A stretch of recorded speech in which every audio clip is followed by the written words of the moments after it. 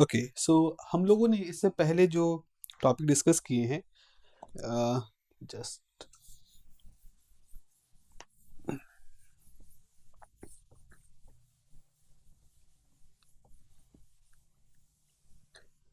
तो इससे पहले के डिस्कशन में हम लोगों ने बात की है, एक तो एंगुलर वेलोसिटी कैसे हम कैलकुलेट करते हैं, इसका कॉन्सेप्ट क्या है, कैसे राइट हैंड थंब रूल से हम इसको कंसिडर करते हैं, वो हो गया। और फिर जब ओमेगा की बात आ गई तो उसके बाद फिर हमने एंगुलर एक्सेलरेशन की बात की, और एंगुलर एक्सेलरेशन कैसे ओमेगा के साथ पॉजिटिव होता है और कैसे निगेटिव होता है। अगेन उसमें इस सेंस की बात होती है कि आपका स्लो डाउन हो रहा है या एक्सेलरेट हो रहा है, डिसलेरेट हो रहा है, ये सारी चीज़ें होती हैं।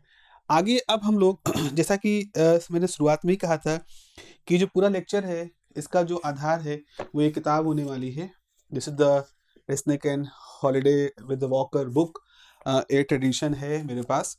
तो इसमें अगर आप चैप्टर नंबर 3 देखेंगे तो चैप्टर नंबर 3 जो है वो रोटेशनल मोशन पार्ट 1 है।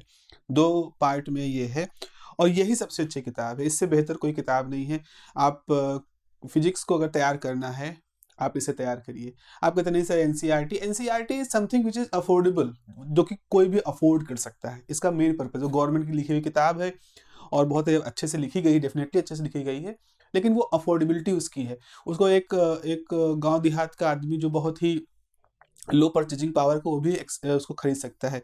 ये किताब अच्छी बहुत है, लेकिन अब तो इसका कॉस्ट और भी मेरे ख्याल से बढ़ चुका होगा। 600-700 की तो तभी थी, अब हो गई होगी। तो इसकी अफोर्डेबिलिटी का इशू है, लेकिन इंडियन प्राइस एडिशन जो है दे आर अफोर्डेबल। तो इसमें चैप्टर नंबर 10 है और चैप्टर नंबर 10 में आर्टिकल नंबर 10.3 है और 10.4 है। इस 10.4 में यहाँ पर अगर आप देख पा रहे हो तो यहाँ पर एक टेबल बनाई है। इसमें एक बहुत ही बढ़िया सी टेबल बनी है। ये टेबल दिखा रही है equation of motion for constant line acceleration and constant angular linear acceleration and constant angular acceleration. तो न्यूटन की जो इक्वेशन ऑफ मोशन है, जब ये माना जाता है कि एक कांस्टेंट लीनियर एक्सेलरेशन के साथ पार्टिकल मूव करता है, तो 3 इक्वेशन ऑफ मोशन हमारे सामने आती है। v equal to u plus a t, s बराबर u t plus half a t square और v स्क्वायर बराबर यू स्क्वायर प्लस 2as। ये 3 इक्वेशन ऑफ मोशन आती है, वेलोसिटी इक्वेशन है। इसी तरह की सिमिलरली 3 इक्वेशन हमारे पास रोटेशनल मोशन के केस में भी होंगी, विद द कंडीशन कि कांस्टेंट एंगुलर एक्सेलरेशन है। कई बार हम इस बात को नहीं अप्रिशिएट कर पाते हैं कि कांस्टेंट एंगुलर एक्सेलरेशन ना हो या कांस्टेंट एक्सेलरेशन ना हो तो क्या इक्वेशन एप्लीकेबल नहीं होंगी? बिल्कुल नहीं होंगी। जिस तरह से आप इसको अप्लाई करते हैं इस तरह से अप्लाई नहीं होगी, फिर उसके लिए हमें कुछ दूसरे तरीकों से उसको कंसिडर करना पड़ेगा।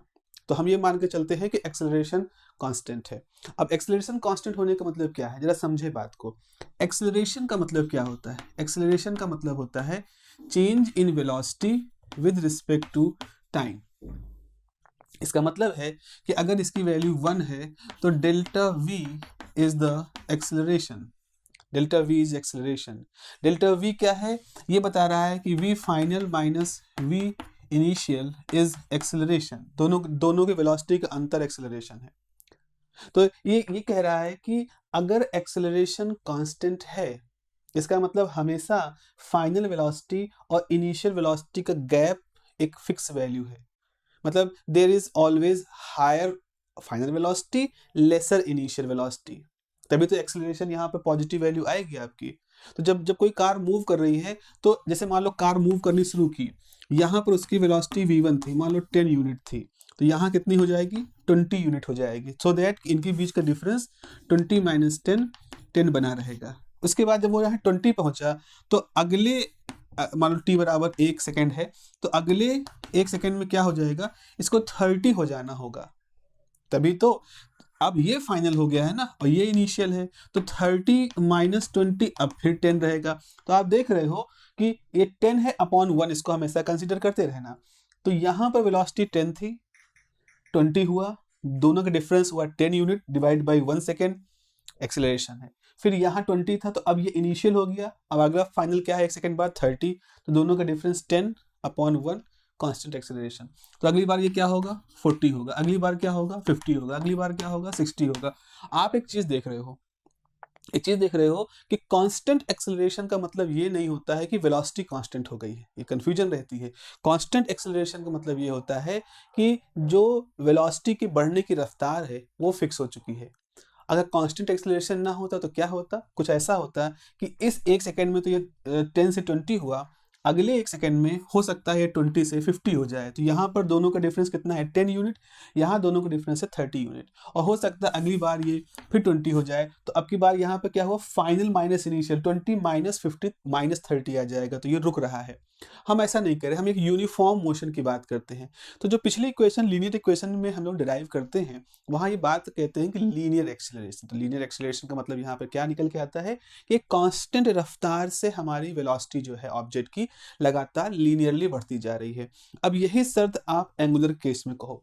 एंगुलर केस में आप क्या कहोगे, हम कह रहे हैं कि हमारा एंगुलर एक्सेलरेशन फिक्स है। एंगुलर एक्सेलरेशन फिक्स होने का मतलब क्या है, जैसे ये हमारे पास कोई सिस्टम है, पार्टिकल इस तरह से मूव करना शुरू किया। जब इस तरह से मूव करना शुरू किया तो आपने यहाँ पर थीटा 0 था, यहाँ पर कुछ थीटा था, यहाँ का डिफरेंस डी थीटा हो गया, तो हमारे पास ओमेगा कितना हो गया, D theta by D T. ये सारा काम डी टी टाइम में हुआ है। एक्सेलरेशन अल्फा की बात करोगे तो D two theta by D T square, या अल्फा बराबर हो जाएगा D omega by D T, इस तरह से। तो अल्फा कांस्टेंट होने का मतलब है कि एंगुलर वेलोसिटी एक कांस्टेंट स्पीड से बढ़ रही है। एंगुलर वेलोसिटी कांस्टेंट स्पीड से बढ़ रही है। ओके, तो ये कुछ ऐसा है कि हर बार अगर 10 डिग्री का हो जाता है तो उसके बाद जैसे यहाँ पे था, ये हुआ 10 डिग्री, फिर ये हुआ 20 डिग्री, तो 20 है उससे 10 30, फिर उससे 40, तो इस तरह से एक कांस्टेंट स्पीड के साथ, एक कांस्टेंट मैग्नीट्यूड के साथ इसकी एंगुलर वेलोसिटी बढ़ती जा रही है। तो कांस्टेंट एक्सेलरेशन का हम कभी भी ये मतलब नहीं निकालेंगे कि उसकी वेलोसिटी चेंज नहीं हो रही है, उसकी वेलोसिटी बढ़ नहीं रही है, जो कि एक्सेलरेशन पॉजिटिव होने का मतलब है कि हर बार इनिशियल वेलोसिटी से ज़्यादा फाइनल वेलोसिटी हो जा रही है। अभी की जो फाइनल है ये अगले स्टेप के लिए इनिशियल होगी, फिर अगला फाइनल होगा, फिर अगला जो फाइनल होगा वो अगले स्टेप के लिए इनिशियल होगा, फिर फाइनल होगा। तो इस तरह से सारा यहाँ पर ऑब्जर्वेशन हम लोग देखते हुए आगे बढ़ेंगे। तो अगर इस चीज़ को हम ध्यान में रखते हैं तो इसलिए आपको हम सबसे पहले 3 जो मोश इक्वेशन है एंगुलर, सो हम काइनेमेटिक फॉर एंगुलर मोशन कह सकते हैं, बिकॉज यहाँ पर हम वेलोसिटी और कांस्टेंट एक्सेलरेशन और टाइम इन सब के बीच में आपस में एक रिलेशन स्टैब्लिश करने वाले हैं। So it's a kinematic equation है। तो सबसे पहले तो हम लोग शुरुआत करेंगे अपनी पहली इक्वेशन से। पहली इक्वेशन की जो शुरुआत होगी वो शुरुआत होगी एक्सेलरेशन के कॉन्सेप्ट से। पहली इक्वेशन की जो शुरुआत होनी है वो शुरुआत होगी एक्सेलरेशन के कॉन्सेप्ट से। क्या था हमारा एक्सेलरेशन का कॉन्सेप्ट, हमने ये कहा था कि मान लीजिए हमारे पास कोई डिस्क है, ये डिस्क है, इस तरह से डिस्क है, और ये डिस्क इस तरह घूम रही है, ये डिस्क इस तरह से घूम रही है। जस्ट फॉर एग्जांपल ऐसे ऐसे वो डिस्क का घुमा हो रहा है, और अगर आप राइट हैंड थंब रूल लगाओगे तो उंगलियों की तरफ जो ये दिशा एंटी क्लॉकवाइज है, this is the anti clockwise direction. तो यहाँ पर इसका एक्सेलरेशन हो रहा है, तो इसका जो ओमेगा है ये मान लो ओमेगा जेड जो भी है वो इस राइट हैंड थंब रूल के हिसाब से इस तरफ से होगा।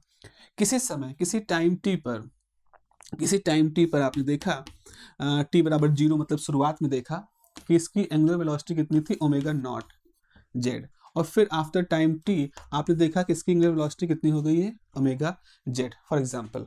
तो क्या हो रहा है कि एंगुलर वेलोसिटी जो है वो एक सर्टेन वैल्यू से थोड़ा सा बढ़ रही है। तो ये कैसी स्थिति है, यहाँ पर आपका जो सिस्टम है, जो रोटेटिंग डिस्क है, ये स्पीड अप हो रही है, इसकी रफ्तार बढ़ रही है। और जब रफ्तार बढ़ती है तो ऐसे केस में क्या होता है, जो डायरेक्शन अल्फा की हो, जो डायरेक्शन ओमेगा की होती है वही डायरेक्शन अल्फा की होती है। यहाँ सफिक्स जेड हम क्यों यूज कर रहे हैं, क्योंकि जनरली एक कन्वेंशन हम मान सकते हैं कि अगर ये वाली एक्सिस एक्स है, ये वाली एक्सिस वाई है, और ये पूरा एक्स वाई प्लेन है, तो ये एक जेड एक्सिस होगा, ऐसा हम अजम्पशन मान के चलते हैं।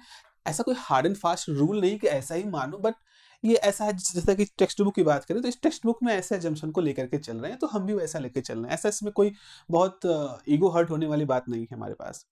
तो अगर इस केस में आपसे कहा जाए कि डेल्टा टी टाइम में, मतलब ये टाइम था और ये साइन 0 था, तो t माइनस 0 ये जो डेल्टा टी टाइम है, डेल्टा टी टाइम में क्या हुआ, angular velocity omega naught Z से बढ़ के ओमेगा जेड हो गया। तो हम इसका एंगुलर एक्सेलरेशन कैसे कैलकुलेट करेंगे, तो इसका जो एंगुलर एक्सेलरेशन होगा, एंगुलर एक्सेलरेशन कैसे निकालेंगे? सिंपल रूल है, rate of change of velocity होता है, तो फाइनल वेलोसिटी कितनी थी? Omega Z. इनिशियल वेलोसिटी कितनी थी? ओमेगा नॉट जेड, ऐसे लिख दें, divided by T minus zero, T minus zero. तो अब क्या हुआ, अगर जीरो मतलब यहाँ ना लिखें तो इसमें लिख सकते हो alpha Z T is equal to omega Z minus omega not Z. इधर ले आओगे तो ओमेगा जेड बराबर हो जाएगा, इधर रखोगे, omega naught Z plus alpha Z T. This is the simple equation. ये क्या है? ये है हमारा final angular velocity. Final angular velocity, final क्यों कह रहे हैं? क्योंकि आफ्टर टाइम टी हम इसको देख रहे हैं। ये क्या था? ये हमारा था इनिशियल, कैसे लिखे, ANG लिखे ना, initial angular velocity, initial angular velocity. ये क्या था? Alpha Z. ये है हमारा एंगुलर एक्सेलरेशन, जो कि कैसा है? कांस्टेंट है, कांस्टेंट एंगुलर एक्सेलरेशन है। और टी इज द टाइम जिस टाइम के बाद हम इस पूरे ऑब्जर्वेशन को दे रहे हैं। अगर हम ऐसी इक्वेशन लीनियर केस में कहें तो क्या होगा? लीनियर केस में हम कहेंगे कोई ऑब्जेक्ट मूव करना शुरू किया तो किसी टाइम टी जीरो पर, शुरुआती टाइम पर उसकी वेलोसिटी कितनी थी? u थी, इनिशियल वेलोसिटी। फिर टाइम टी पर क्या देखा हमने? उसकी वेलोसिटी को v होता हुआ देखा। So this is the initial velocity, this is the final velocity. और इस दौरान इसका एक्सेलरेशन कितना था? इसका एक्सेलरेशन a था। a पॉजिटिव है, इसका मतलब है कि ये जो वेलोसिटी है फाइनल, ये इनिशियल से ज़्यादा है। क्यों? क्योंकि एक्सेलरेशन क्या निकालोगे? Final velocity minus initial velocity defined by the time interval. तो अगर v ज़्यादा होगा u से, उसी कंडीशन में ही a पॉजिटिव होगा, और आपने यहाँ a पॉजिटिव माना है। तो a एक कांस्टेंट है और अभी के केस में पॉजिटिव है। तो इसके लिए क्या निकल के आता है? v बराबर u प्लस ए टी। इस तरह का एक सिंपल सा रिलेशन निकल के आता है। इस रिलेशन को देखो और इस रिलेशन को देखो, इसमें समानताओं को ढूंढने की कोशिश करो। ये फाइनल लीनियर वेलोसिटी है, ये फाइनल एंगुलर वेलोसिटी है, ये इनिशियल एंगुलर वेलोसिटी है, या ये इनिशियल लीनियर वेलोसिटी है, ये इनिशियल एंगुलर वेलोसिटी है। ये एक कांस्टेंट लीनियर एक्सेलरेशन है, ये एक कांस्टेंट एंगुलर एक्सेलरेशन है। ये टाइम की बात हो गई है। तो इस तरह से हमने एक तरह से जो लीनियर का हिसाब था उससे मिलते जुलते उसकी जुड़वा इक्वेशन ढूंढ ली है। किस केस में? इस एंगुलर के केस में। तो ये हो गया हमारा पहला, this is called the first, एक जो काइनेमेटिक एंगुलर इक्वेशन हम लोग डिराइव कर रहे थे, उसकी पहली इक्वेशन हमारे सामने यहाँ पर आ गई। चलिए आते हैं अपनी दूसरी इक्वेशन पर। इसको मैं साफ कर देता हूँ। ये इक्वेशन हम लोग रखेंगे अपने दिमाग में, तो रख सकते हैं, आगे हम इसको यूज करेंगे।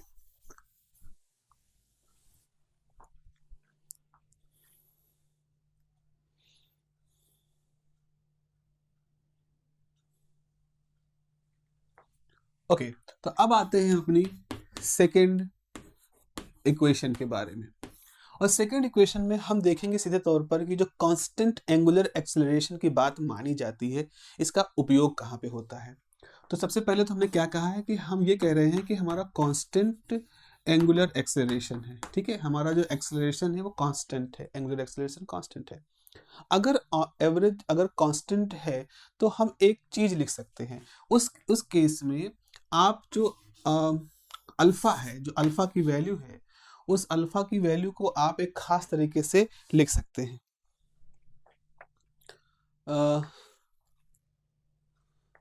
ओके, अगर कांस्टेंट एंगुलर एक्सेलरेशन है, इस केस में इस तरह की कांस्टेंट एंगुलर एक्सेलरेशन में हम वेलोसिटी, जो एंगुलर वेलोसिटी उसका एवरेज निकाल सकते हैं। तो हमारे केस में जो एवरेज एंगुलर वेलोसिटी होगी, एवरेज एंगुलर वेलोसिटी होगी अलोंग जेड एक्सिस, वो क्या होगी? Initial angular velocity plus final angular velocity divided by 2। अब आप कहोगे ऐसा हम कैसे लिख सकते हैं? ऐसा हम कैसे लिख सकते हैं कि आपने इनिशियल और फाइनल का सम करके 2 कर दोगे तो वो एवरेज एंगुलर वेलोसिटी आ जाएगी। और किस केस में? अगर कांस्टेंट एंगुलर एक्सेलरेशन है। ये कहना क्या चाह रहे हैं जरा समझो, यहाँ पर इस चीज को बहुत ध्यान समझिएगा। फॉर एग्जाम्पल आप सोचें, जैसे कोई इंक्रीजिंग नंबर का ऑर्डर ले लेते हैं, जैसे 1 2 3 4 5 6 7.8।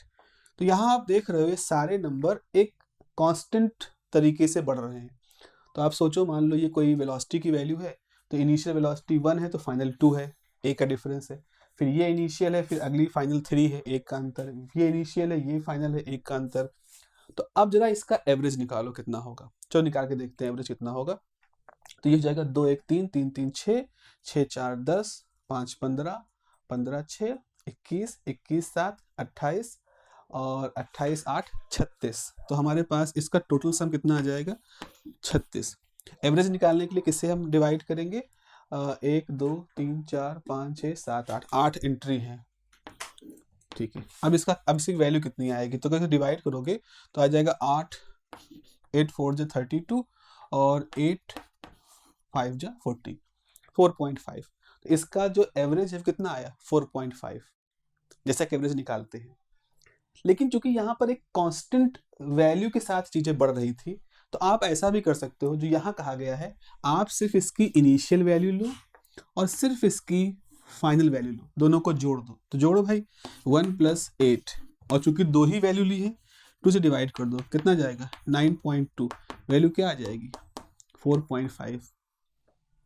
देख रहे हैं यहाँ पे क्या हो रहा है? यहाँ पर ये हो रहा है कि आप इन सारे नंबर को सम करो, फिर जितने नंबर है उनसे डिवाइड करोगे, तो जो वैल्यू आएगी वो वैल्यू उतनी ही आ रही है जितनी कि इनके फर्स्ट और सेकंड टर्म को सम करने से का एवरेज लेने से आती है। तो इस लिहाज से हमने यहाँ पे ये लिखा है, इस लिहाज से हमने यहाँ पे लिखा है कि average value is same as the sum of the initial final divided by 2। Also omega average क्या होता है? अगर हम उस आइडिया को देखें जो पहले हमने बनाया था, मान लो कि यहाँ से ये वैल्यू थीटा 0 है, ये वैल्यू थीटा है, थीटा 0 और थीटा है, तो यहाँ पर क्या हो जाएगा? Theta minus theta 0 upon T minus 0। मान लो किसी टाइम टी पर वैल्यू थीटा 0 थी और किसी टाइम टी बराबर 0 पे थीटा 0 थे, किसी टाइम टी पर थीटा है, तो इन दोनों का डिफरेंस ये आ जाएगा। तो अब देखो, यहाँ से भी एवरेज ले रहे हो, जेड हम रखेंगे, यहाँ से भी एवरेज ले रहे हो, यहाँ से भी एवरेज ले रहे हो, दोनों को इक्वेट कर दो। तो ये जाएगा omega naught Z plus omega Z by 2 is theta minus theta 0 upon T, ठीक है। यहाँ से आपके पास वैल्यू क्या आ जाएगी? यहाँ से वैल्यू आ जाएगी theta minus theta 0 T by 2 omega naught Z plus omega Z. ये आ गई वैल्यू, क्रॉस मल्टीप्लाई कर दी आपने। और हमने फर्स्ट इक्वेशन से क्या देखा है? Omega Z is omega naught Z plus alpha Z T. तो जाएगा theta minus theta 0 T by 2, ये जाएगा omega naught Z plus omega not Z plus alpha Z T. तो ये जाएगा थीटा माइनस थीटा जी 2 time omega Z plus alpha Z T, multiply करोगे theta minus theta naught, ये हो जाएगा omega naught Z, ये 2 कैंसिल हो जाएगा, t plus 1/2 alpha Z t square. Okay, अब सिंपली लिख सकते हैं। तो theta is equal to theta 0 इधर ले जाएं plus omega not z time T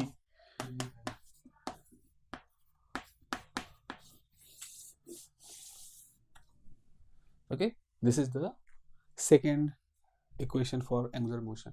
ये किसकी तरह से दिख रही है? एस बराबर u t plus half a t square से। I hope you get the similarity.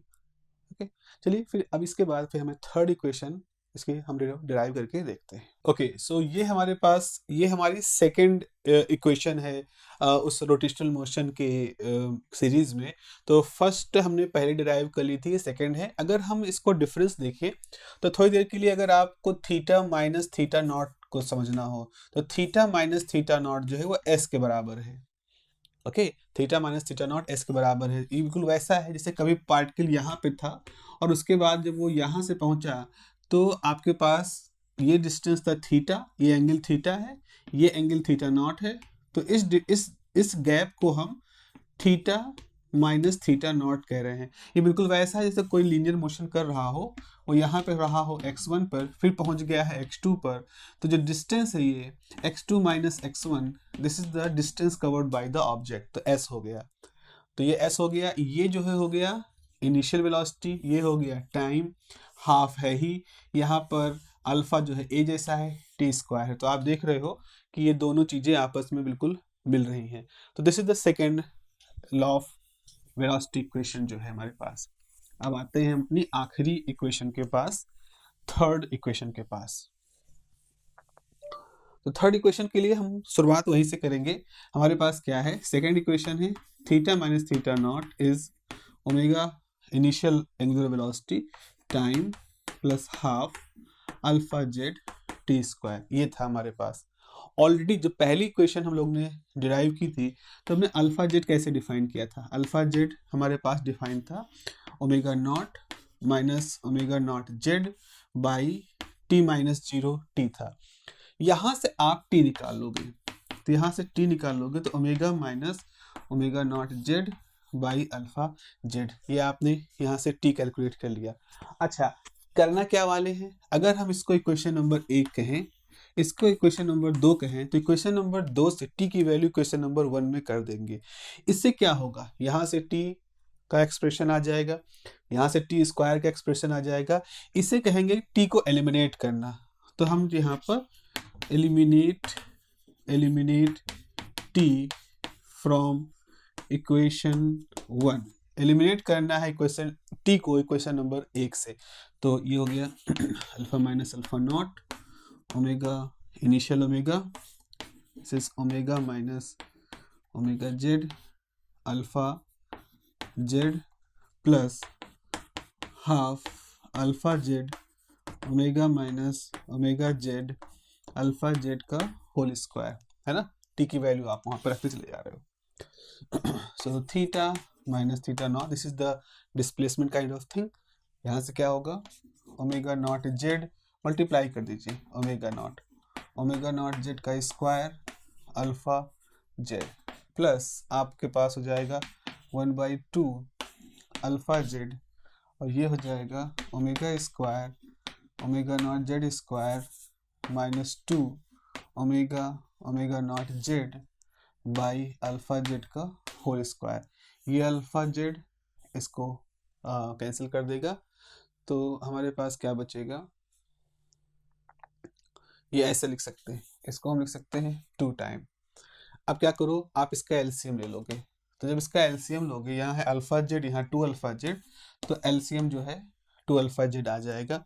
अब देखो, यहाँ 2 से मल्टीप्लाई करना होगा, 2 this omega minus 2 omega naught Z का स्क्वायर प्लस ये हो जाएगा omega square plus omega Z square minus 2 omega Z, ये हो गया। तो आपके पास ये कैंसिल हो गया, ओके। यहाँ से एक प्लस कैंसिल होगा, तो यहाँ से ये सिर्फ एक टर्म बचेगा, तुम्हारे पास बचेगा थीटा माइनस थीटा नॉट, यहाँ बचा ओमेगा स्क्वायर, यहाँ बचेगा ओमेगा नॉट जेड स्क्वायर। हम प्लस माइनस देखते रहिएगा क्यों कैसा हो रहा है, divided by 2 alpha Z, cross multiply कर दो, तो omega square omega Z square 2 alpha Z theta minus theta naught, इसको इधर ले जाओगे, ओमेगा स्क्वायर बराबर this plus theta minus theta naught. ये जो इक्वेशन है, this is the third equation the series, the last equation. यहाँ पर आपके पास ये फाइनल वेलोसिटी जैसा है, तो ये v स्क्वायर हो गया, ये इनिशियल वेलोसिटी जैसा है u स्क्वायर हो गया, ये 2 है ही, ये a जैसा हो गया, और थीटा माइनस थीटा s जैसा हो गया। तो ये जो हमने न्यूटन्स की वेलोसिटी इक्वेशंस थी, जो थर्ड वेलोसिटी इक्वेशन है, उस जैसे हमने यहाँ पर एक इक्वेशन डिराइव कर ली। तो इस तरह से हमारे पास एंगुलर केस के लिए जो काइनेमेटिक इक्वेशन हम लोग डिराइव कर रहे थे, वो तीनों काइनेमेटिक इक्वेशन हमने यहाँ पर डिराइव कर ली। तो ये 3 इक्वेशंस हैं हमारे पास, और इन इक्वेशंस का इस्तेमाल करते हुए हमारे पास प्रॉब्लम आती है, हमारे पास हम उसको अलग अलग सिचुएशन में अप्लाई करते हैं, और डिफरेंट कंडीशंस में हमें इसका यूज करना होता है। So this is all about this derivation part. चलिए आने वाले क्लासेस में हम लोग इससे जुड़े हुए कुछ न्यूमेरिकल्स, कुछ प्रॉब्लम भी सॉल्व करेंगे। Okay, have a nice day, take care.